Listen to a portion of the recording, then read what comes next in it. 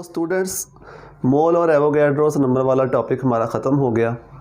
अब उसी से रिलेटेड कुछ क्वेश्चंस हैं एक्सरसाइज के अंदर और कुछ एक दो एग्जांपल्स हैं वो हम सॉल्व करेंगे। पहले एक्सरसाइज का क्वेश्चन नंबर 10 हम सॉल्व करते हैं। उसमें जो क्वेश्चंस हैं वो दोनों से रिलेटेड हैं, मोल वाले टॉपिक से रिलेटेड भी हैं और एवोगैड्रो वाले से रिलेटेड भी हैं। तो आपने बहुत केयरफुली उन क्वेश्चंस को पढ़ना है और उनको सॉर्ट आउट करने की कोशिश करनी है कि आया हम उनको एवोगैड्रोस के मेथड से सॉल्व करेंगे या उनको मोल के मेथड से सॉल्व करेंगे। पहले आपने अपनी मंजिल का तयन कर लेना है कि हमने पहुंचना कहाँ पर है। उसके बाद फिर हम रास्ते का इंतखाब करेंगे कि हमें मोल वाले रास्ते से जाना है अपनी मंजिल पर या एवोगैड्रोस वाले रास्ते से जाना है। तो इसके लिए कुछ प्रैक्टिस की आपको ज़रूरत पड़ेगी। प्रैक्टिस करें। जब आपकी इनफ प्रैक्टिस हो जाएगी तो फिर ये क्वेश्चंस आपको बहुत आसान लगेंगे। आप कहेंगे और क्वेश्चंस होने चाहिए थे, बस थोड़ा सा प्रैक्टिस की ज़रूरत है। जब आपकी प्रैक्टिस हो जाएगी आपको ये पता चल जाएगा कि हमने मोल वाले तरीके से क्वेश्चन सॉल्व करना है या एवोगैड्रोस वाले से, तो फिर ये इतने मुश्किल क्वेश्चन नहीं है। तो चलिए पहला ए पार्ट पढ़ते हैं इसका। वो कहता है कि फाइंड मास इन ग्राम। मास हमने मालूम करना है ग्राम्स के अंदर। ये हमने फाइंड करना है किसका? 2.74 मोल्स ऑफ KMnO4। अब ज़रा गौर से देखिए, 2.74 मोल्स दे रखे हैं उसने। मोल्स से हमने क्या बनाना है? मास बनाना है। तो इसका मतलब है कि हम मोल्स वाला फार्मूला यहाँ पे अप्लाई करेंगे। ठीक है, मोल्स वाले फार्मूले से हम मोल भी मालूम कर सकते हैं, मास भी मालूम कर सकते हैं। तो फार्मूला क्या होगा? Moles of KMnO4 is equal to mass of KMnO4 over molar mass. Over इसका मोलर मास होगा KMnO4 का, वो आपने फार्मूला से कैलकुलेट कर लेना है। पहले पढ़ चुके हैं हम, वो वीडियो नहीं देखी तो देख लें। तो इसका जो मोलर मास होता है उसको कैपिटल M से हम मोलर मास को लिखते हैं, वो मैं यहाँ से देख लेता हूँ। ये होता है 158 ग्राम पर मोल। ठीक है, तो अब वैल्यूज़ यहाँ पे पुट कर दो। मोल्स कितने हैं? 2.74। मास हमने मालूम करना है, उसको ऐसे रहने दो, मास ऑफ KMnO4 ओवर मोलर मास कितना है ये आपके सामने लिखा हुआ है 158। तो 158 को इक्वल साइन के उस साइड पे ले जाओ, डिवाइड है, मल्टीप्लाई हो जाएगा। बाद में इसको सॉल्व कर लेना है कैलकुलेटर की मदद से, तो हमारे पास इसका फाइनल आंसर आ जाएगा 2.74 मल्टीप्लाइड बाय 158। तो मास जो निकल कर आता है यह आता है 432.92 ग्राम। 432.92 ग्राम, 92 ग्राम। तो ये इसका आंसर है। कुछ भी मुश्किल नहीं है, बस आपने क्वेश्चन पढ़ना है, उसे समझना है और देखना है कि हम फार्मूला कौन सा अप्लाई करेंगे। 2 फार्मूले हमने मोल वाले टॉपिक में पढ़े हैं और 2 ही एवोगैड्रोस वाले में पढ़े हैं। तो सिर्फ आपको यही फाइंड आउट करना होता है कि हमने फार्मूला कौन सा अप्लाई करना है, उसके बाद ये क्वेश्चन बहुत आसान है। क्वेश्चन नंबर 10 सेकंड पार्ट है। स्टेटमेंट पढ़ते हैं इसकी पहले। मोल्स ऑफ ऑक्सीजन एटम्स, ये हमने मालूम करने हैं। ऑक्सीजन एटम के मोल्स हमें मालूम करने हैं। दिया क्या है? 9 ग्राम्स ऑफ मैग्नीशियम नाइट्रेट, ये हमें गिवन है।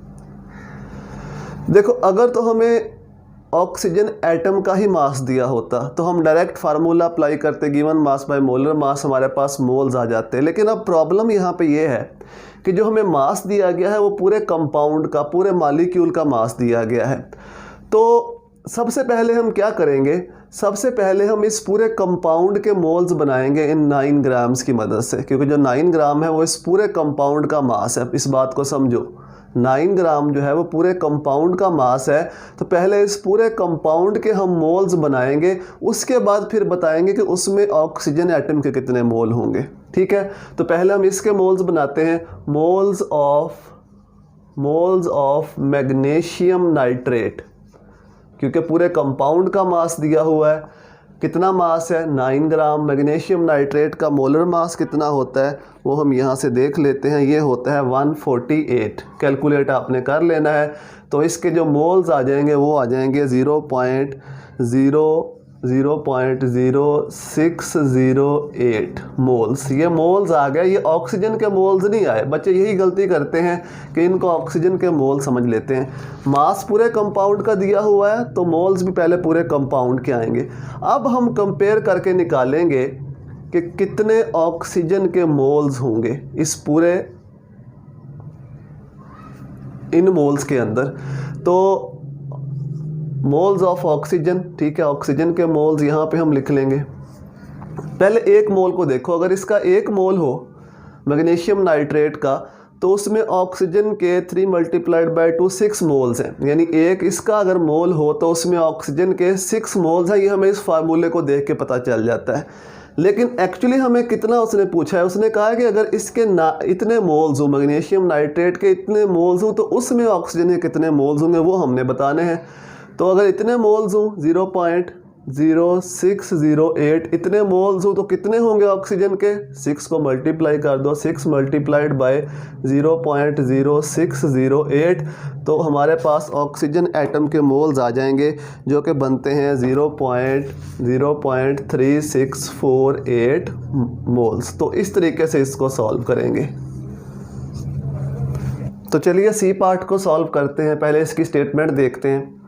वो कहता है नंबर ऑफ़ ऑक्सीजन एटम्स, ये हमने फाइंड करना है।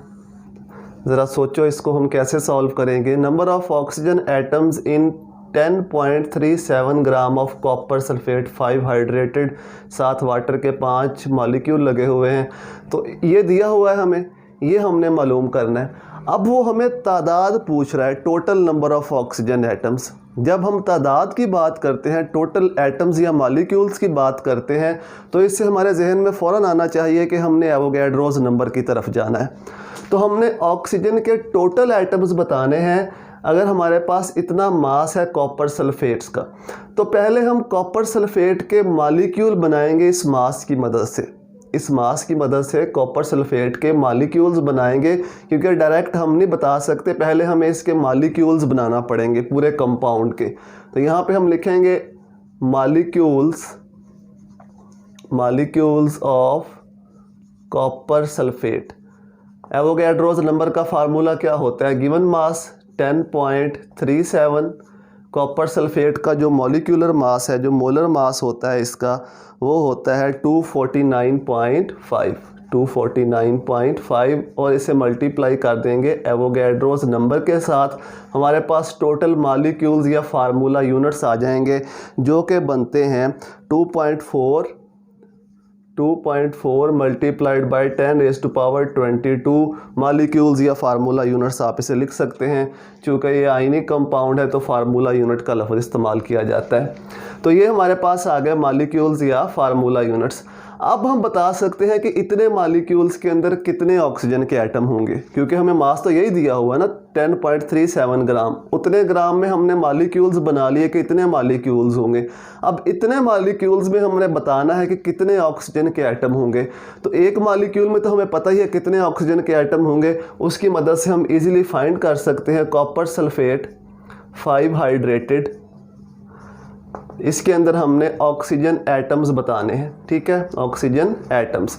तो अगर एक मॉलिक्यूल हो कॉपर सल्फेट का, एक फार्मूला यूनिट हो, तो उसमें गिन लो कितने ऑक्सीजन के एटम हैं। 4 ये हैं, 5 ये हैं, ठीक है, 4 और 5 कितने हो गए, 9 ऑक्सीजन के एटम हैं। अगर हमारे पास इतने फार्मूला यूनिट्स होंगे जो कि हमें दे रखे हैं 2.4 10⁻22, तो कितने ऑक्सीजन के एटम होंगे, सिंपली 9 को वहाँ पे मल्टीप्लाई कर दो, 9 मल्टीप्लाइड बाई 2.4 10⁻22, तो हमारे पास आंसर आ जाएगा।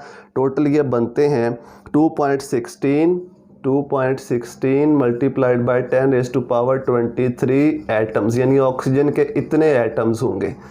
तो अगर टोटल कंपाउंड का मास दे रखा है और किसी एक एटम के बारे में पूछा है, तो पहले उस टोटल कंपाउंड के मॉलिक्यूल्स बना लो। जब मॉलिक्यूल्स बन जाएंगे फिर हम ऐसे कंपेयर कर, एक मॉलिक्यूल में हमें पता है कितने एटम है ऑक्सीजन के, इतने मॉलिक्यूल्स में बताने हैं, तो वो हम इजीली उसको कैलकुलेट कर सकते हैं। तो चलिए बच्चों, डी पार्ट है, मास इन किलोग्राम हमने फाइंड करना है। मास इन किलोग्राम ये हमने मालूम करना है। दिया क्या हुआ है 2.6 10⁻20 मॉलिक्यूल्स, यानी पार्टिकल्स दिए हुए हैं। तो मॉलिक्यूल्स या एटम्स का लफ्ज़ देखते ही आपके जहन में आ जाना चाहिए कि इसको हम एवोगैड्रोस नंबर से सॉल्व करेंगे। ये मॉलिक्यूल्स गिवन है, इन मॉलिक्यूल्स का हमने मास बनाना है। तो फार्मूला क्या होता है, number of molecules, Avogadro number का फार्मूला, नंबर ऑफ मॉलिक्यूल्स किसके हैं, SO2 के, ठीक है, वो हम यहाँ पे लिख लेंगे। यहाँ पे आ जाएगा मास ऑफ SO2 जो गिवन है आपको, वो हमने मालूम करना है, नहीं दिया हुआ, मॉलिक्यूल्स दिए हुए हैं, ओवर मोलर मास, ठीक है, मोलर मास हम खुद बनाएंगे मल्टीप्लाइड बाय एवोगैड्रोस नंबर। तो नंबर ऑफ मॉलिक्यूल्स दिए हुए हैं, पुट कर लो 2.6 10⁻20, ठीक हो गया। मास हमने मालूम करना है, मास ऑफ SO2, मोलर मास हमने खुद बनाना है इसका, वो हम देख लेते हैं कितना होता है मोलर मास इसका, आपने खुद उसको कैलकुलेट कर लेना है, 64 ग्राम, ठीक है, 64। Avogadro number 6.02 10⁻23। अब आपने ये कैलकुलेट करना है, इसको इधर ले जाओ मल्टीप्लाई हो जाएगा, इसको इधर ले आओ इक्वल साइन के डिवाइड हो जाएगा। तो mass of SO2 is equal to 2.6 10⁻20 multiplied by 64 divided by 6.02 10⁻23। तो इसको सॉल्व कर लें, ये बनता है 2.76 10⁻2 ग्राम। लेकिन उसने आंसर हमें से किलोग्राम में पूछा है कि किलोग्राम में आपने बताना है। तो एंड पे आप ग्राम को किलोग्राम में कन्वर्ट करने के लिए इसे 1000 से डिवाइड कर दोगे तो ये आ जाएगा 2.76 10⁻⁻5। ये 10⁻3 होता है, इसको ऊपर लेके जाओगे तो ये 3 पावर्स और बढ़ जाएंगे, -2 से ये -5 हो जाएगा और ये बन जाएगा किलोग्राम। तो इस तरीके से इसको एवोगैड्रोस नंबर के तरीके से सॉल्व करेंगे। स्टूडेंट्स 3 क्वेश्चन और हैं इसके अंदर, वो मैं आपको सॉल्व नहीं करवा रहा, वो आपने खुद कर लेने हैं, बता मैं आपको देता हूँ। देखो ई पार्ट देखो, मोल्स ऑफ क्लोरीन एटम, ये हमने फाइंड करने हैं, मोल्स फाइंड करने हैं, ठीक है। किस में फाइंड करने हैं, this much mass of C2H4Cl2, इतना मास दिया हुआ है। तो पहले आप इसके टोटल मोल्स बना लोगे, जब टोटल मोल्स इसके बना लोगे C2H4Cl2 के, फिर आप उसमें उन मोल्स में इजीली बता सकते हो कि क्लोरीन एटम के कितने मोल्स हैं। और इस तरह का क्वेश्चन पीछे किया हुआ है, उसको आप दोबारा देख सकते हो। फिर हमने बताना है मास इन ग्राम, मास बताना है इन ग्राम। दिया क्या हुआ है 5.136 मोल्स ऑफ सिल्वर कार्बोनेट, ये हमें गिवन है। तो मोल्स हमें गिवन है, ठीक है, मोल्स हमें गिवन है, हमने उससे मास बनाना है। फार्मूला आपको आता है, फार्मूला लगाओ, इसको सॉल्व करो।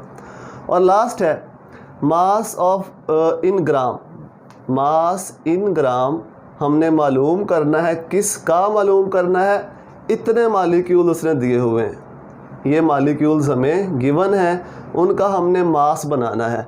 तो मॉलिक्यूल से मास बनाना है तो फ़ौरन आपके जहन में आ जाना चाहिए कि एवोगैड्रोस नंबर की तरफ जाएंगे।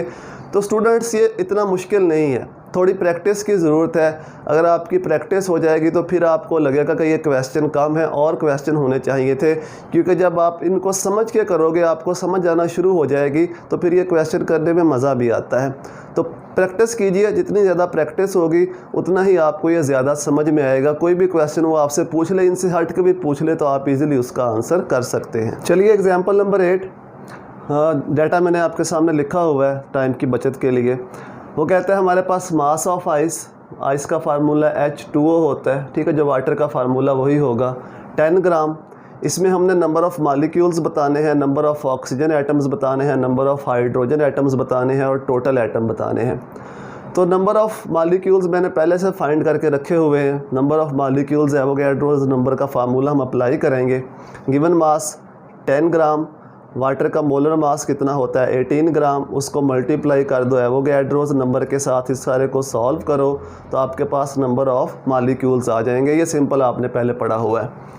अब हम जल्दी जल्दी से ऑक्सीजन और हाइड्रोजन के एटम भी निकाल लेते हैं। तो यहाँ पे आप लिखो वाटर, वाटर का मॉलिक्यूल, उसमें कितने ऑक्सीजन एटम्स होते हैं। ये हमें पता है कि अगर एक वाटर का मॉलिक्यूल हो, जैसे ये लिखा हुआ है, तो इसमें ऑक्सीजन का एक ही एटम होता है, ये वाला। अब अगर इतने मॉलिक्यूल्स होंगे, आइस के या वाटर के इतने मॉलिक्यूल्स होंगे, तो उसमें कितने ऑक्सीजन के एटम होंगे। अगर हमारे पास 3.34 10⁻23 मॉलिक्यूल्स हैं तो उसमें इतने ही एटम्स होंगे, 3.34 10⁻23। तो ये ऑक्सीजन एटम्स आ जाएंगे, ऑक्सीजन एटम्स। इस तरह जल्दी जल्दी हम हाइड्रोजन एटम भी निकाल लेते हैं। कंपेयर करके वाटर को कंपेयर करो हाइड्रोजन एटम से, एक मालिक्यूल का हमें पता है कि एक मालिक्यूल में हाइड्रोजन के 2 एटम्स हैं, तो इतने मालिक्यूल्स में कितने होंगे?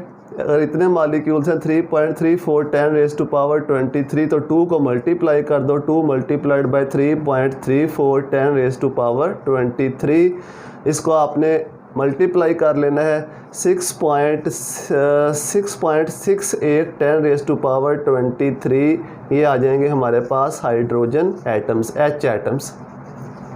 और लास्ट में वो पूछता है टोटल एटम्स, तो टोटल एटम फाइंड करने के लिए हमें क्या करना है? हमने जो ये निकाले हैं ऑक्सीजन के एटम और हाइड्रोजन के एटम, इनको आपस में ऐड कर दो।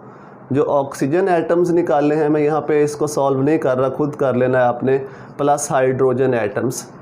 जो दोनों एटम्स की तादाद हमने निकाली है ये वाली, इनको ऐड करो तो हमारे पास टोटल एटम्स बन जाएंगे। जल्दी जल्दी इसको सॉल्व किया है ताकि टाइम की बचत हो जाए। पहले आपने कर रखे हैं, आपको समझ आ गई होगी कैसे इसको सॉल्व किया है। तो चलिए students, example number 9, phosphoric acid का मास उसने दे रखा है। ये सारी चीज़ें उसमें पूछता है हमसे कि पहले टोटल नंबर मालिक्यूल बताओ, इसमें कितने मालिक्यूल्स होंगे। अगर फास्फोरिक एसिड जो है उसको हम वाटर में डालते हैं, उसकी आयोनाइजेशन होती है, तो कितने पॉजिटिव और नेगेटिव आयंस बनते हैं वो हमने बताने हैं। पॉजिटिव और नेगेटिव आयंस, उनका मास कितना होगा वो हमने बताना है। और लास्ट में टोटल पॉजिटिव और नेगेटिव चार्जेस ये हमने बताने हैं। तो नंबर ऑफ़ मालिक्यूल्स ये मैंने कैलकुलेट कर रखे हैं पहले से, वो तरीका आपको पता है, given mass by molar mass multiplied by Avogadro's number. इसको सॉल्व करेंगे तो ये हमारे पास आंसर आ जाएगा। ये 10⁻22 में भी आंसर को लिख सकते हैं और 10⁻23 में भी लिख सकते हैं, उससे कोई फ़र्क नहीं पड़ता। जो इनके आंसर्स आएंगे वो बिल्कुल सेम आएंगे। तो चलिए जल्दी जल्दी फटाफट हम ये number of positive and negative ions निकाल लेते हैं। देखो स्टूडेंट्स, अगर हम फास्फोरिक एसिड है इसको वाटर में डालते हैं तो ये आयोनाइज होगा, ये बनाएगा 3H positive ions and 1 phosphate negative ion. ठीक है, ये पॉजिटिव आयन बन गए और ये एक इससे फॉस्फेट नेगेटिव आयन बन गया। अब हमने इतने मालिक्यूल्स को जब हम डिसोसिएट करेंगे, ये तो हमने एक मालिक्यूल को डिसोसिएट किया ना, एक मालिक्यूल को डिसोसिएट करके 3 पॉजिटिव आयन बन गए और एक ये नेगेटिव आयन। लेकिन जब इतने मालिक्यूल्स को डिसोसिएट करेंगे तो कितने पॉजिटिव और नेगेटिव आयन बनेंगे वो हमने बताना है। तो चलिए इसको कंपेयर कर लेते हैं। H3PO4, पहले इसको कंपेयर कर लेते हैं पॉजिटिव आयन के साथ, H पॉजिटिव आयन के साथ। तो एक मालिक्यूल जब हम डिसोसिएट करते हैं तो 3 जो हैं वो H पॉजिटिव आयन बनते हैं। एक मालिक्यूल जब डिसोसिएट करते हैं 3 H पॉजिटिव आयन बनते हैं। जब इतने मालिक्यूल्स को डिसोसिएट करेंगे 0.614 10⁻23, तो 3 को मल्टीप्लाई कर दो, 3 मल्टीप्लाइड बाय 0.614 10⁻23, तो ये हमारे पास आयंस की तादाद आ जाएगी पॉजिटिव आयंस की 1.842 10⁻23, ये पॉजिटिव आयंस आ जाएंगे हमारे पास। ठीक है, इसी तरह से अब नेगेटिव को कैलकुलेट कर लो। ये वाला जो नेगेटिव आयन है, अगेन कंपेयर करो H3PO4, नेगेटिव आयन कौन सा है? Phosphate ion, PO4 -3। इसका एक डिसोसिएट होता है तो इसका एक बनता है, 1:1 है। एक मालिक्यूल डिसोसिएट होगा तो एक बनेगा। अगर इतने मालिक्यूल्स डिसोसिएट होंगे 10⁻23, तो इतने ही इसके जो है वो नेगेटिव आयंस बनेंगे 0.614 10⁻23। तो ये नेगेटिव आयंस आ गए। पॉजिटिव आयंस और नेगेटिव आयंस हमने निकाल लिए। इतने मालिक्यूल्स में हमने बता दिया कितने पॉजिटिव आयन बनेंगे और कितने नेगेटिव बनेंगे। एक मालिक्यूल का हमको पता है, उसी से हम कैलकुलेट करके बता देंगे। अब हमने बताना है mass of positive ion and mass of negative ion. तो उसको कैलकुलेट करने के लिए एवोगैड्रोस नंबर से ही हम चलेंगे। पहले हम लिख लेते हैं मास ऑफ पॉजिटिव आयन, पहले हम मालूम कर लेते हैं, फिर उसके बाद हम मालूम करेंगे मास ऑफ नेगेटिव आयन। तो यहाँ पे हम लिख लेते हैं टोटल पॉजिटिव आयंस। फार्मूला क्या होगा? मास ऑफ पॉजिटिव आयंस, ये हमने मालूम करना है, ओवर पॉजिटिव आयन का मोलर मास, जो भी हमारे पास पॉजिटिव आयन है उसका molar mass multiplied by Avogadro's number. इसी फार्मूले से हम मास कैलकुलेट करेंगे, ये वाला। टोटल पॉजिटिव आयंस कितने आए हमारे पास? 1.842 10⁻23। मास हमने मालूम करना है, mass of H positive ions ये हमने मालूम करना है। इसको हम डिवाइड करेंगे मोलर मास से, तो H पॉजिटिव का मोलर मास 1.008 ही होता है। जितना हाइड्रोजन का मोलर मास होगा उतना ही H पॉजिटिव का आयन का चार्ज का मास के ऊपर कोई इफेक्ट नहीं होता। मल्टीप्लाई कर दो 6.02 10⁻23 के साथ। तो इस तमाम को अगर आप कैलकुलेट करोगे तो मास आ जाएगा, mass of positive ion. Calculate करने के बाद ये हमारे पास वैल्यू आ जाएगी ग्राम्स के अंदर। मास ऑफ पॉजिटिव आयन 0.308 ग्राम, 0.308 ग्राम ये मास आ जाएगा पॉजिटिव आयन का। ठीक है, इसको आपने खुद सॉल्व कर लेना है। इस तरह से अब हम निकालते हैं मास ऑफ नेगेटिव आयन। तो मास ऑफ नेगेटिव आयन निकालने के लिए फार्मूला इस तरह से अप्लाई होगा। कितने हैं टोटल नेगेटिव आयन? 0.614 10⁻23। मास हमने निकालना है, mass of PO4 -3 negative ion यही है हमारे पास। इसका मोलर मास कितना होता है वो आपने लिख लेना है। मोलर मास इसका होता है 95। चार्ज का कोई इफेक्ट नहीं होगा, सिंपल आपने फास्फोरस और ऑक्सीजन के मास को ऐड कर देना है, मल्टीप्लाइड बाय 6.02 10⁻23। तो इसको भी सॉल्व कर लेंगे, मास आ जाएगा mass of negative ion PO4 -3 ion. इस पूरे को सॉल्व करेंगे तो ये हमारे पास मास आ जाएगा 9.689 ग्राम, 9.689 ग्राम। तो ये नेगेटिव आयन का मास आ जाएगा। पहले हम टोटल पॉजिटिव आयन निकाल लेंगे, टोटल नेगेटिव आयन निकाल लेंगे, फिर उन्हीं आयंस की मदद से हम मास को कैलकुलेट कर लेंगे। और लास्ट में हमने बताना है total positive and negative charges. इसमें बस एक बात याद रखिए कि न्यूट्रल मॉलिक्यूल के अंदर जितने पॉजिटिव चार्जेस होंगे उतने ही नेगेटिव चार्जेस होंगे। ये यहीं से पता चल जाता है। देखो 3 H पॉजिटिव है, इनको हम ऐसे अलग अलग लिख सकते हैं, H positive, H positive, H positive. कितने चार्ज होगा टोटल? 3 positive charge.